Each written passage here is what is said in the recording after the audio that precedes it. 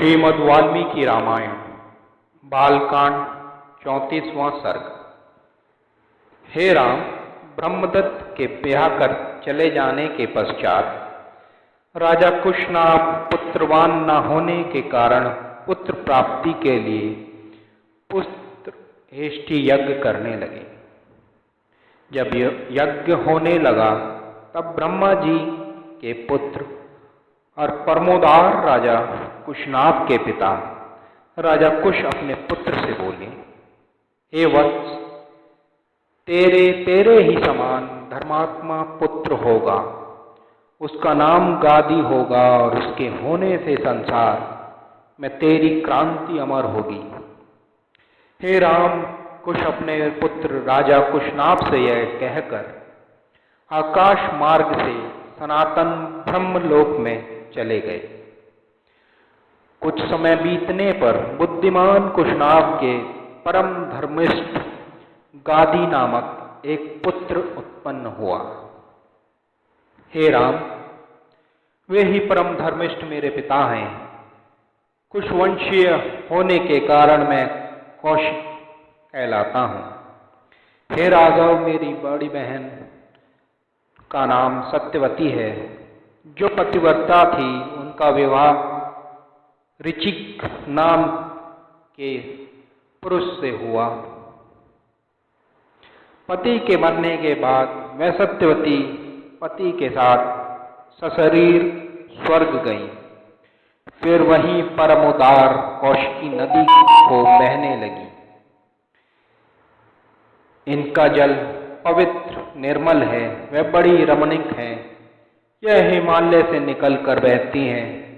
लोगों के हित के लिए मेरी बहन ने नदी का रूप धारण किया है। हे राम, अपनी बहन के स्नेहवश में मैं हिमालय के समीप कौशिकी के तट पर ही रहता था। सत्य धर्म में स्थित बड़ी पतिव्रता वह सत्यवती नदियों में श्रेष्ठ महाभागा कौशिकी नदी है। हे राम, यह यज्ञ पूरा करने के लिए मैं उनको छोड़ सिद्ध आश्रम में चला आया। यहाँ तुम्हारे प्रताप से मेरा सिद्ध पूर्ण हुआ। हे राम, हे महाबाहो, मैंने तुम्हारे प्रश्न का उत्तर इस देश का, अपनी उत्पत्ति का और अपने वंश का वृत्तांत कह सुनाया। हे राम, यह वृत्तांत सुनाते हुए आधी रात बीत चुकी। तुम्हारा मंगल हो। अब जाकर शयन करो, जिससे कल चलने में कोई विघ्न ना हो। हे रघुनंदन, अब किसी वृक्ष का पत्ता तक नहीं हिलता। पशु पक्षी तक चुपचाप हैं। निशा का घोर अंधकार सब दिशाओं में छाया हुआ है। धीरे धीरे संध्या का समय बीत गया। आकाश तारों से दीप्तमान है, शोभित हो रहा। ऐसा जान पड़ता है मानो आकाश सहस्त्र नेत्रों से देख रहा हो। समस्त संसार के अंधकार को नष्ट करने वाले शीतल किरणों चंद्रमा प्राणियों के मन को हर्षित करते हुए ऊपर उठते चले आते हैं।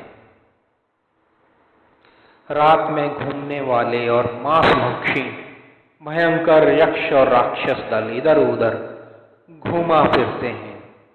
इतना कहकर महातेजस्वी विश्वामित्र जी चुप हो गए। तब मुनियों ने वाह वाह कहकर विश्वामित्र जी की प्रशंसा की और कहे, यह कुश का वंश सदा ही धर्म में तत्पर रहा है और इस वंश के सब राजा ब्रह्म ऋषि तुल्य होते चले गए। हे विश्वामित्र जी, विशेषकर आप तो इस वंश में महायशस्वी हैं तथा इन नदियों में श्रेष्ठ कौशिकी नदी तो इस वंश को उजागर कर रही है। उन मुनि श्रेष्ठों ने इस प्रकार से विश्वामित्र जी की प्रशंसा की। तदनंतर श्रीमान विश्वामित्र जी सो गए, मानो सूर्यास्त चलगामी हो गया हो। श्री रामचंद्र जी ने लक्ष्मण जी सहित कुछ कुछ विस्मित हो और विश्वामित्र जी की प्रशंसा करते हुए सो गए। बालकांड का 34वां सर्ग पूरा हुआ। बालकांड का 35वां सर्ग। विश्वामित्र जी ने उन सब ऋषियों सहित शेष रात्रि सोन नदी के तट पर बिताई। जब प्रातःकाल हुआ तब विश्वामित्र जी रामचंद्र जी से बोले, हे राम, उठिए, प्रातःकाल हो चुका, तुम्हारा मंगल हो। अब संध्या उपासना कर चलने की तैयारी कीजिए। श्री रामचंद्र जी ने मुनिवर के ये वचन सुन प्रातः क्रिया से निवृत्त हो और चलने को तैयार हो गए। हे ब्राह्मण, इस सोन नदी के जल तो कम है, बालू विशेष है, सो बतलाइए किस रास्ते से हम लोग उस पार चलें। यह सुन विश्वामित्र जी बोले, जिस रास्ते से सब महर्षि जाते हैं वही रास्ता मैं बतलाता हूँ। वह यह है। बुद्धिमान महर्षि विश्वामित्र जी के यह कहने पर वे रास्ते में विविध वनों को देखते हुए चलने लगे। जब वे बहुत दूर निकल गए तब दोपहर को मुनियों द्वारा सेवित श्री गंगा जी देख पड़ी। श्री रामचंद्र जी और लक्ष्मण जी सहित सब मुनियों ने हंसों सारसों से सुशोभित पुण्य सलीला जाह्नवी के दर्शन कर हर्षित हुए।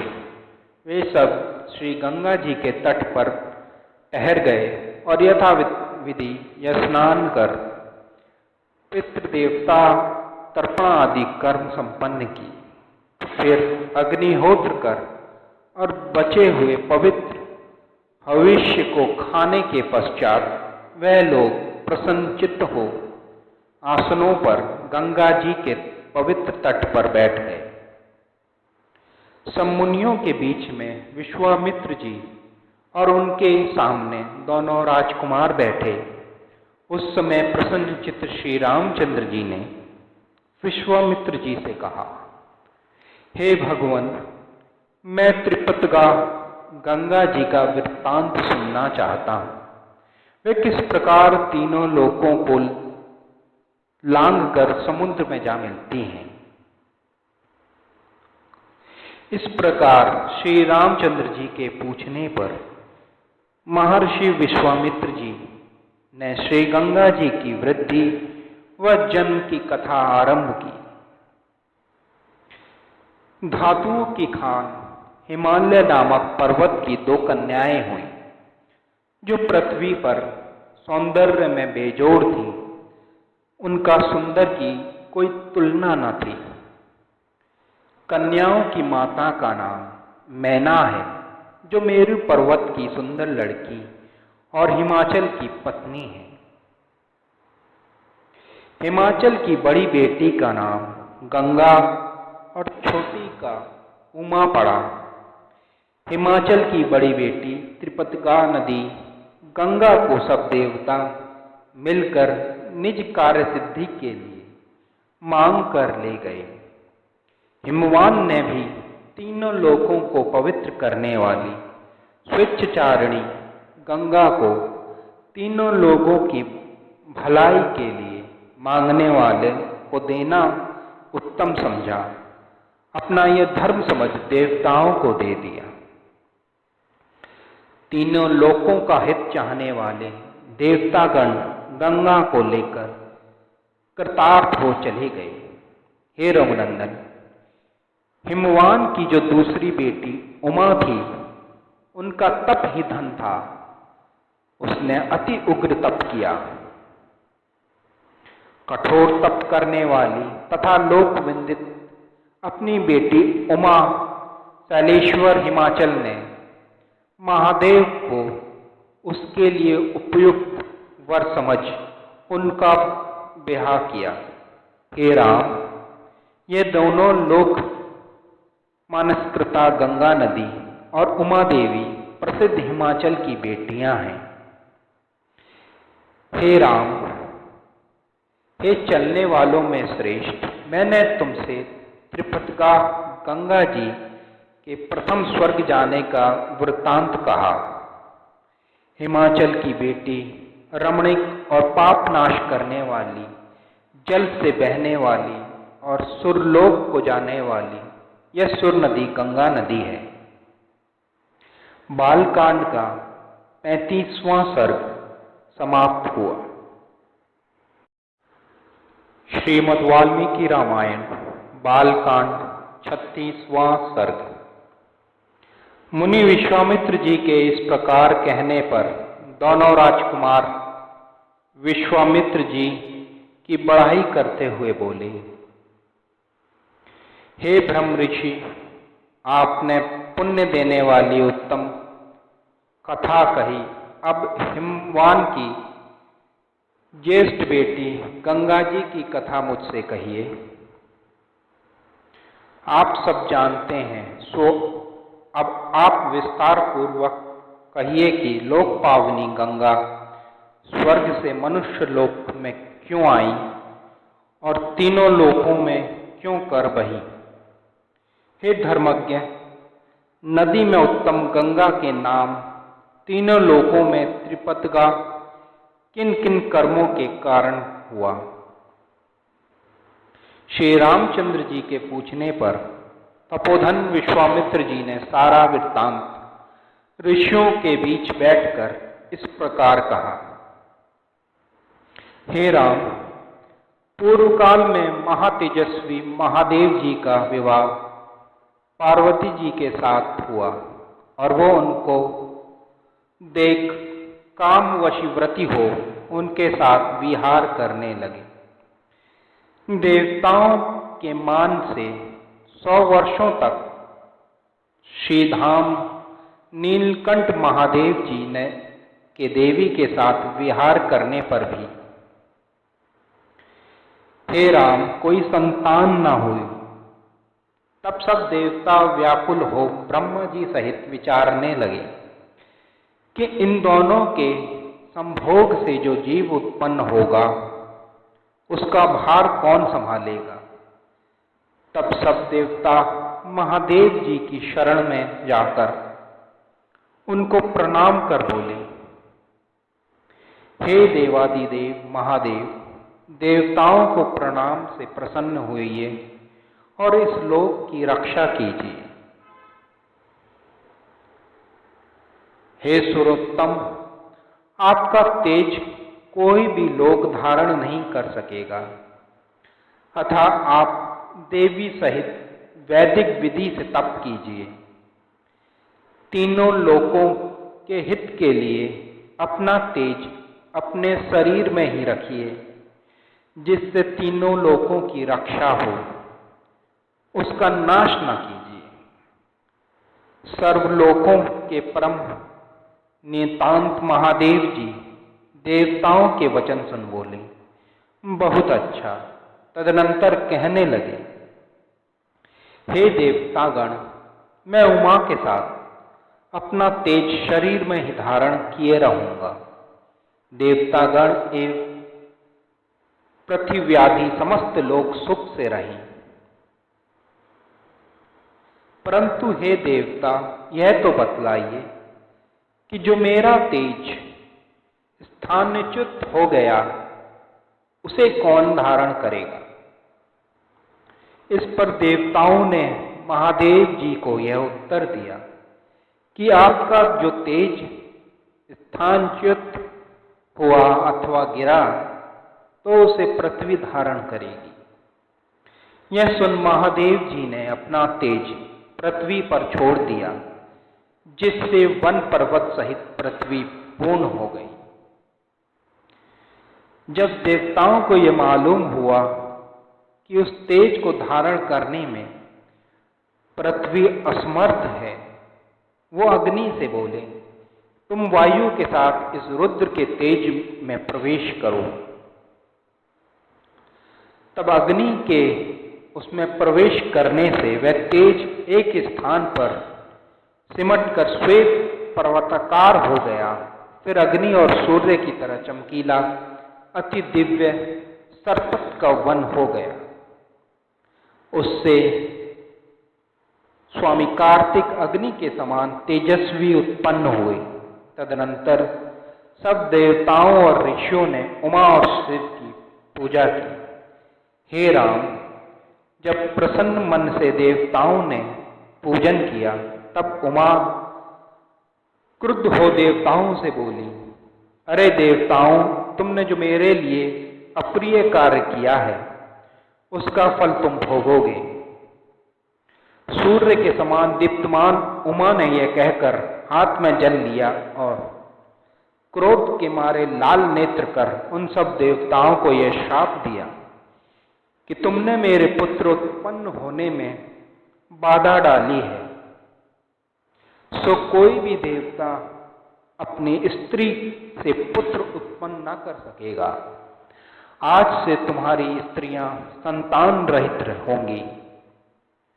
देवताओं की इस प्रकार श्राप दे उमा शांत न हुई, न पृथ्वी को भी श्राप दिया कि हे पृथ्वी, तू एक सी नहीं रहेगी और तेरे अनेक पति होंगे, अर्थात समस्त भूमंडल पर एक राजा न होगा, अनेक राजा होंगे। हे सुदमेगे, मेरे क्रोध से तुम पुत्र सुख न मिलेगा, क्योंकि तूने मेरे पुत्र को नहीं चाहा। हे महादेव जी, ने इंद्र तथा सब देवताओं को लज्जित कर वरुण दिशा उत्तर की ओर जाने की इच्छा की। वहां जाकर हिमालय के उत्तर भाग में हिमव्रत प्रभाव नामक पर्वत श्रृंखला पर उमा सहित वो तप करने लगे। हे राम, हिमालय की बेटी की यह कथा मैंने विस्तार पूर्वक कही। अब हिमालय की दूसरी बेटी गंगा की कथा लक्ष्मण सहित सुनो। बालकांड का 36वां सर्ग पूरा हुआ। बालकांड 27वां सर्ग। जब महादेव तप करने लगे, तब इंद्र आदि देवता अग्नि को आगे कर सेनापति प्राप्त करने की इच्छा से ब्रह्मा जी के पास गए और प्रणाम कर इंद्र और अग्नि को आगे कर ब्रह्मा जी से सब देवता प्रणाम पूर्वक बोले, हे भगवान, आदिकाल में जिन रुद्र को आपने हमारे सेनापति बनाया था, वो तो उमा के साथ हिमालय पर जाकर तप कर रहे हैं। महादेव ने देवतागण को सेनापति देने का पहले जो कह चुके थे, और अब वह समाधिस्थ हैं, तो सेनापति देने का कार्य कौन करेगा? अतः इस वादलोक में हितार्थ जो करने उचित जान है वे कीजिए, क्योंकि हमारी दौड़ धूप तो अब आप तक ही है। देवताओं के इन वचनों को सुन ब्रह्मा जी मधुर वचन से देवताओं को संतावना प्रदान कर ढांढस बधाकर बोले, हे देवतागण, उमा देवी ने तुम लोगों को जो श्राप दिया है कि तुम्हारी स्त्रियों को संतान न होगी, वह अन्यथा नहीं होगा। हे अग्निदेव, इस आकाश गंगा से जिस पुत्र को उत्पन्न करेंगे वह देवताओं के शत्रुओं का नाश करने वाला हो। हिमाचल की ज्येष्ठ पुत्री गंगा अपनी छोटी बहन का पुत्र होने के कारण उसे निज पुत्र व्रत समझेंगी और उमा तो उसे निश्चय ही बहुत मानेंगी, अर्थात बहुत प्रेम करेंगी। हे ब्रह्मा, हे राम, ब्रह्मा के ये वचन सुन देवताओं ने अपने को कृतार्थ समझा और प्रणाम आदि कर ब्रह्मा जी का पूजन किया। तदनंतर सब देवता अनेक धातुओं से पूर्ण कैलाश पर्वत पर गए और पुत्र प्राप्ति के लिए अग्नि को प्रेरणा करने लगे। देवतागण अग्नि से कहने लगे, यह देवताओं का कार्य है, इसे करो। हे महातेजस्वी अग्नि, आप अपना तेज श्री गंगा जी में छोड़ें। अग्निदेव ने देवताओं से यह कार्य करने को प्रतीक्षा की और श्री गंगा जी से कहा, हे देवी, तुम हमारा तेज धारण करो, क्योंकि यह कार्य देवताओं के लिए अभिलाषित है। अग्निदेव का यह वचन सुन गंगा देवी ने दिव्य स्त्री रूप धारण किया और अग्नि जी का तेज धारण किया। हे राम, गंगा जी के द्वारा अग्नि जी का तेज धारण कर वे पूर्ण हो गईं। तब गंगा जी ने अग्नि जी से कहा कि हे देव, मैं तुम्हारा तेज धारण करने में असमर्थ हो रही हूं। मुझे बहुत पीड़ा हो रही है, क्योंकि तुम्हारा तेज से मैं जल जाती हूं और मैं बहुत दुखी हूं। यह सुन अग्नि ने कहा, इसे हिमालय के पास इस गर्भ को रख दें। यह सुन गंगा जी ने वह परम तेजस्वी गर्भ अपने अंग से निकालकर भूमि पर गिरा दिया। वह अत्यंत चमकदार और जंबुनाद स्वर्ण हो गया। वही विशुद्ध और सुंदर सब सोना है जो पृथ्वी पर है। उसके पास वह जितने पदार्थ थे वह चांदी हो गए। जहां जहां उसकी तीक्ष्णता पहुंची वह तांबा और लोहा हो गया और उसके मल का जस्ता और सीसा हो गया। इस प्रकार वह तेज भूमि और अनेक धातुओं के रूप में फैल गया। गर्भ को छोड़ते ही संपूर्ण पर्वत पर और वहां के वन तेज से परिपूर्ण होकर स्वर्ण रूप का हो गया। हे राम, रूप से उत्पन्न होने के कारण तब से यह सोना जात रूप कहलाता है। और हे पुण्यव्याग, स्वर्ण की अग्नि जैसी कांति हो गई। वहां पर फूल लताएं भी स्वर्ण की हो गईं। तदनंतर उस तेज से एक कुमार का जन्म हुआ।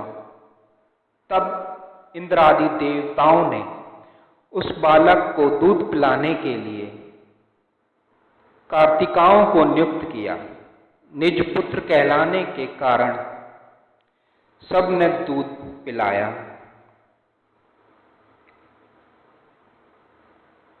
तब सब देवताओं ने कहा कि यह बालक तुम्हारा पुत्र भी कहलाएगा और उसका नाम कार्तिकेय रखा गया। यह बालक निसंदेह तीनों लोकों में प्रसिद्ध होगा। यह सुन कृतिकाओं ने गिरे हुए गर्भ से उत्पन्न उस कुमार को अच्छी तरह से स्नान कराया, जिससे उस बालक का शरीर अग्नि के समान दमकने लगा। यह बालक गर्भ श्राप से उत्पन्न था, अतः देवताओं ने उसे स्कंद भी नाम रखा। हे रामचंद्र, अग्नि के सदृश महाभाग कार्तिकेय के लिए कृतिकाओं के दूध से उत्पन्न हो वह पूर्ण हुए। वह बालक 6 मुखों से 6 कृतिकाओं के स्तन का पान करने लगा। एक ही दिन दूध पीकर उस राजकुमार शरीर वाला का शरीर बालक के समान पूर्ण हो गया। अपने पराक्रम से दैत्यों की सेना को जीत तब उस विमल धूति वाले कुमार को देवताओं के सेनापति के पद पर आसीन किया। अग्नि आदि देवताओं ने अभिषेक किया। हे राम, यह गंगा जी का तथा कार्तिकेय के जन्म का वृत्तांत विस्तार पूर्वक मैंने कहा। यह कथा बहुत अच्छी और पुण्यदायिनी है। हे राम, इस पृथ्वी पाताल पर जो लोग इस भक्ति पूर्वक पढ़ते हैं वे आयुष्मान और पुत्र पौत्र वाले होकर अंत में स्कंदलोक में जाकर वास करते हैं। बालकांड का 33वां सर्ग पूर्ण हुआ।